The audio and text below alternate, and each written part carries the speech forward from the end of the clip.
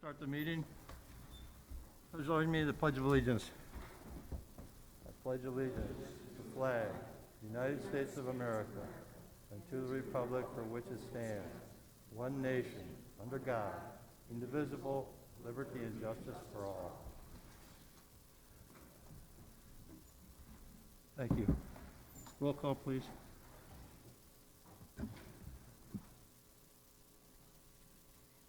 Go ahead. Take that.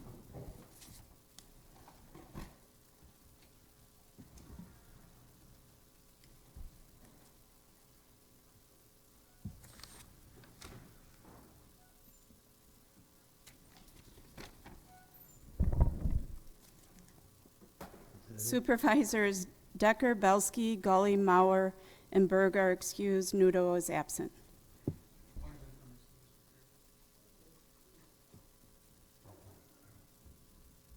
Thank you. Supervisor Nudo asked me to pass along that his wife is having heart surgery. It started later than anticipated, and so it's going longer than anticipated, but he did intend on being here, but because of that, that's why he's not here tonight.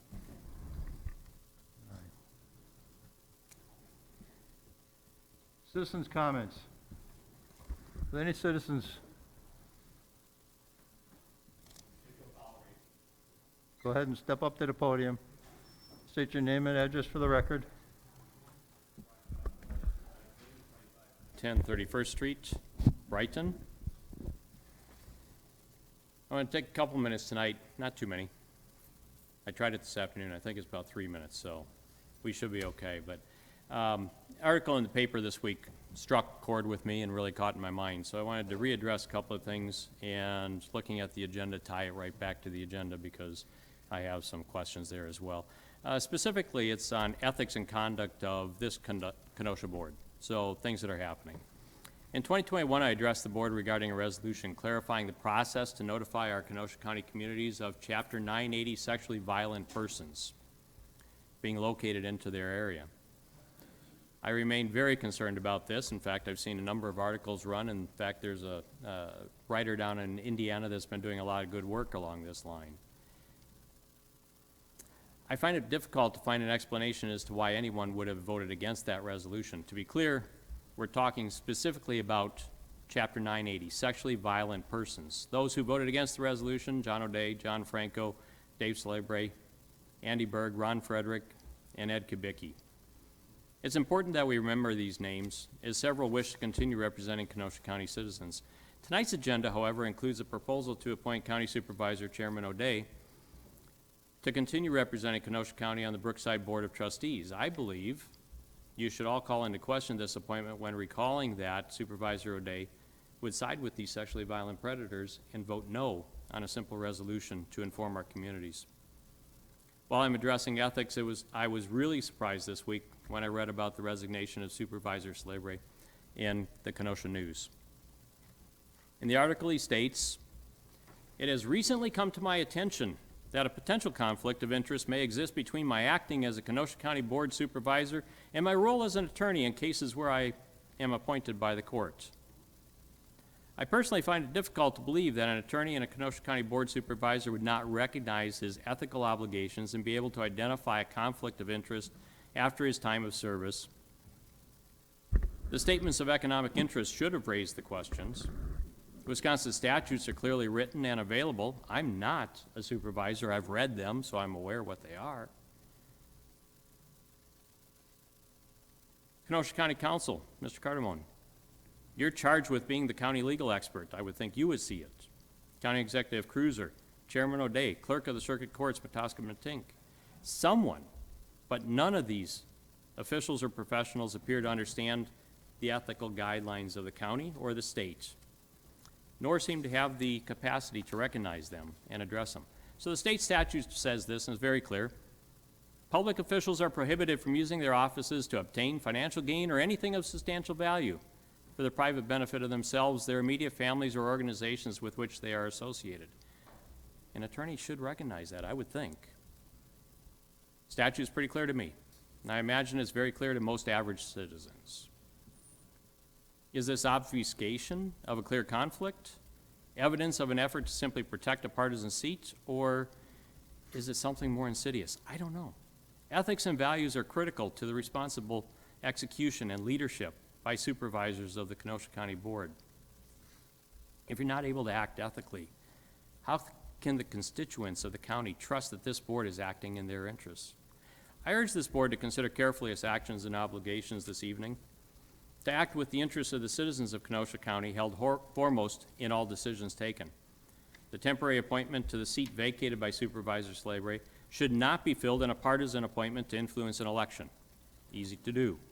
Chairman O'Day should not be appointed to a 3-year term on the Brookside Board of Trustees, and Kenosha County Council must provide a full accounting of actions taken to ensure that this council acts ethically in accordance to the state statutes and the Kenosha County Code. I strongly urge the supervisors to act in accordance with the expectations of the citizens of Kenosha County who give you their trust to act ethically. Partisanship and vitriolic rhetoric are not conducive to successful governance, nor can an unethical board be supported. I have stated to this board previously, do what's right. I'm terribly concerned by these clear ethics violations and the partisanship of this board. I suspect many Kenosha County residents have similar concerns to mine. So thank you. Have a good night. Thank you. Any other citizens? Seeing none, all citizens' comments are closed. I have a couple of announcements. Everybody's aware that Fred Eckernus was a previous county board supervisor that passed away. I'd like to just take a moment of silence in respect for him.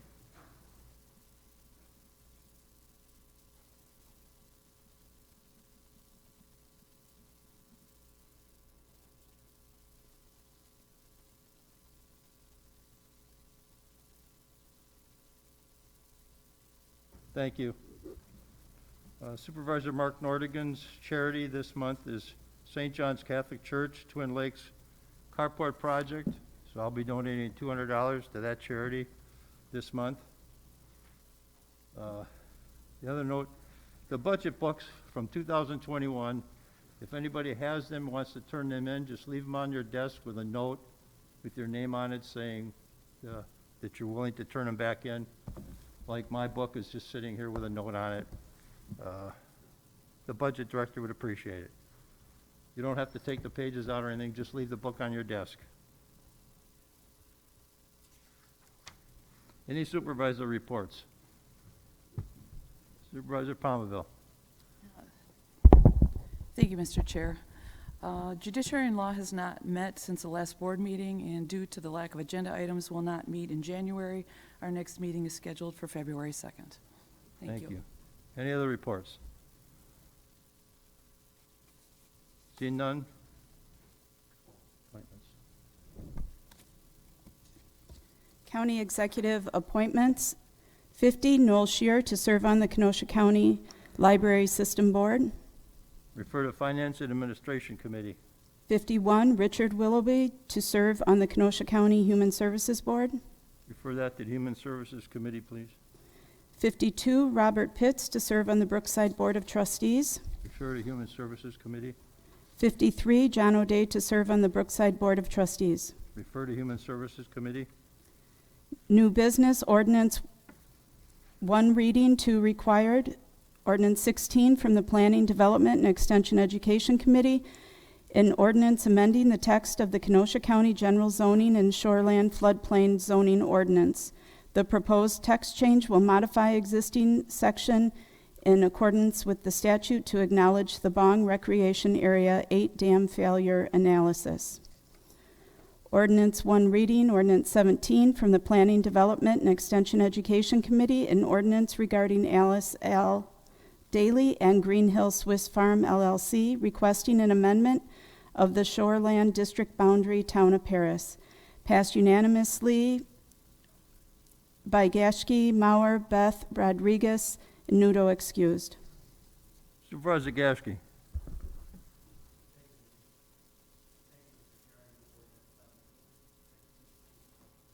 Moved by Supervisor Gashke, second by Supervisor Beth. Supervisor Gashke on the motion. Ordinance 17, it's supposed to be. Seven. It's ordinance 17. 17. Hold on. Okay. All right, thank you. Yes, thank you. I move ordinance 17. This property located in the town of Paris has been reevaluated recently based upon the water shoreline boundaries. And so really just taking this action tonight would be an update to this map, an update to the zoning to bring this property into accordance with reality. So again, we ask for your support tonight, unanimous support by our committee. Thank you. Any discussion? Seeing none, all those in favor, aye? Aye. Any nays? Carried. Thank you. Resolution one reading, 89 from the Judiciary and Law Enforcement Committee and Finance Administration Committee, a resolution in support of a multi-year cooperative agreement between Kenosha County and the Village of Twin Lakes for the Kenosha Drug Operations Group. Passed unanimously by Judiciary and Law, Palmaville, Supervisors Palmaville, Boyd Frederick, Wamble, Belsky, Nordigan, and Rose voting aye. Gully is excused. From Finance and Administration Committee, passed unanimously, Gentz, Ron Frederick, Wamble, Kubicki, Uhas, and Franco. Supervisor Palmville. Been moved by Supervisor Palmville, second by Supervisor Gens. Supervisor Palmville. Thank you, Mr. Chair. This is a multi-year cooperative intergovernmental agreement between Kenosha County and the Village of Twin Lakes for the Kenosha Drug Operations Group. It passed unanimously by both Judiciary and Law and Finance and Administration Committees, and we ask for the board's support this evening. Any discussion? Seeing none, all those in favor? Aye. Aye. Any nays? Carried. Thank you. Resolution 90 from the Judiciary and Law Enforcement and Finance Administration Committees, a resolution to approve acceptance of the Wisconsin DOT Bureau of Transportation Safety BOTS Alcohol Enforcement Grant 2021-2022. From the Judiciary and Law Enforcement Committee, passed unanimously. Supervisor Palmaville, Boyd Frederick, Wambolt, Belsky, Nordigan, and Rose. Supervisor Gully excused. From the Finance and Administration Committee, passed unanimously by Supervisors Gentz, Ron Frederick, Wambolt, Kubicki, Uhas, and Franco. Supervisor Palmville. I move Resolution 90. Moved by Supervisor Palmville, second by Supervisor Gens. Supervisor Palmville. Thank you, Mr. Chair. This resolution is to approve acceptance of the Wisconsin DOT Bureau of Transportation Safety Alcohol Enforcement Grant 2021 through 2022.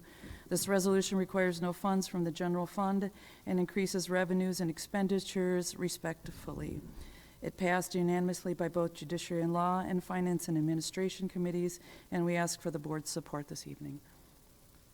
Any discussion? This requires a two-thirds vote. We'll take a roll call.